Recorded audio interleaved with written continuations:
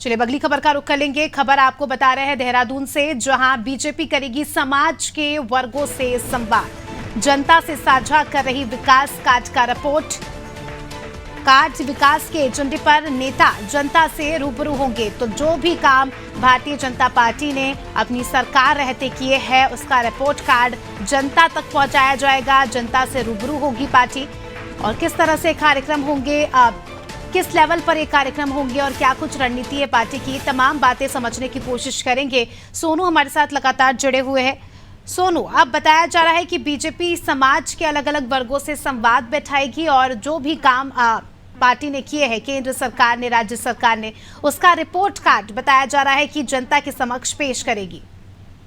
अब देखिए, उत्तराखंड में और पूरे देश में इस वक्त आदर्श आचार संहिता लागू है और ऐसे में जो आदर्श आचार संहिता प्रभावी होने के चलते इस वक्त किसी भी प्रदेश की कोई भी सरकार और केंद्र सरकार कोई भी नए कार्य शुरू नहीं कर सकती और नई घोषणाएं भी नहीं कर सकती है, क्योंकि आज आदर्श आचार संहिता प्रभावी है। ऐसे में जो सरकार ने, राज्य की सरकार ने, केंद्र सरकार ने आदर्श आचार संहिता लागू होने से पहले जो तमाम जन कल्याणकारी फैसले लिए हैं, जो जनहितकारी फैसले लिए हैं और सरकार ने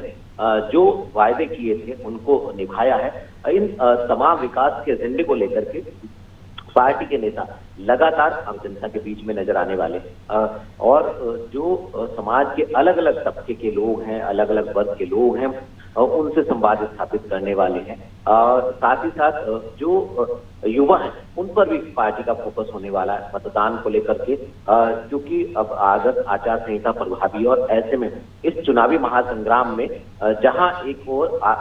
सत्ता पक्ष और विपक्ष के जो प्रत्याशी उनके तरफ से आरोप की सियासत का महासंग्राम शुरू हो चुका है, तो वहीं पार्टी अपने विकास के एजेंडे को लेकर के जनता के बीच में पहुंचेगी और इसके तहत चाहे वो अधिवक्ता लोग हों, यानी जितने वकील हैं उनसे संवाद स्थापित किया जाएगा, जो चिकित्सक हैं उनसे संवाद स्थापित किया जाएगा, पूर्व सैनिक है उनसे संवाद स्थापित किया जाएगा और जो राज्य और केंद्र सरकार के तमाम लाभार्थी हैं उनसे संवाद स्थापित किया जाएगा और अलग अलग समाज के जो तबके के लोग हैं, खासतौर पर मातृ सशक्तिकरण को लेकर के सरकार ने जो फैसले लिए और उनसे संवाद स्थापित किया जाएगा। तो समाज के अलग अलग तबके के लोगों से अलग अलग समय में जो है वो पार्टी के नेता संवाद स्थापित करने वाले हैं। इसके साथ साथ दूसरा जो एक पहलू है वो ये है कि एक तरफ सरकार अपने विकास के एजेंडे को लेकर के और सरकार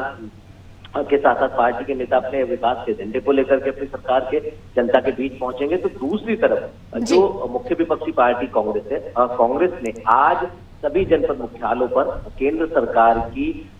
जो कमियां और खामियां हैं उनको लेकर के प्रदर्शन करने का फैसला किया और आज सभी पार्टी के नेता जो हैं सभी जनपद मुख्यालयों पर कांग्रेस के जितने भी नेता हैं वो प्रेस कॉन्फ्रेंस के माध्यम से केंद्र सरकार की तमाम कमियों को आज गिनाने वाले हैं। जी बिल्कुल सोनू, आदर्श आचार संहिता लग गई है, ऐसे में ये जो कार्यक्रम होंगे तो इसको लेकर क्या कुछ व्यवस्था की गई है जिसके चलते जो प्रोटोकॉल है उसके अंडर में काम किया जा सके? अब देखिए, दोनों ही पार्टियों को, चाहे विपक्षी पार्टी है और चाहे सत्ताधारी पार्टी है, कांग्रेस और बीजेपी और जो चुनाव लड़ने वाली अन्य पार्टी, अगर हम क्षेत्रीय दल की बात करें तो उत्तराखंड क्रांति दल है, बहुजन समाज पार्टी है, समाजवादी पार्टी है, ये जो चुनावी मैदान में है सभी को जो निर्वाचन आयोग है, केंद्रीय निर्वाचन आयोग, भारत निर्वाचन आयोग जो है उसके नियमों का पालन करना होगा और कहीं पर भी किसी भी तरह की अगर नियमों का उल्लंघन किया जाता है तो उस पर तत्काल एक्शन भी लिया जाएगा आयोग की तरफ से, क्योंकि आदर्श आचार संहिता प्रभावी है। ऐसे में नियमों के तहत ही एक सीमा में रह करके ही पार्टी के जो नेता हैं वो अपनी उपलब्धियों को, अपने एजेंडे को और मतदाताओं के बीच में पहुंच सकेंगे। दोनों ही पार्टियों के लिए नियम लागू करने उनकी बाध्यता है। जी, बने रहिए हमारे साथ सोनू। जल्दी आपका रुख करेंगे तो दर्शकों को बता दें कि खबर आपको बताई देहरादून से, जहां बीजेपी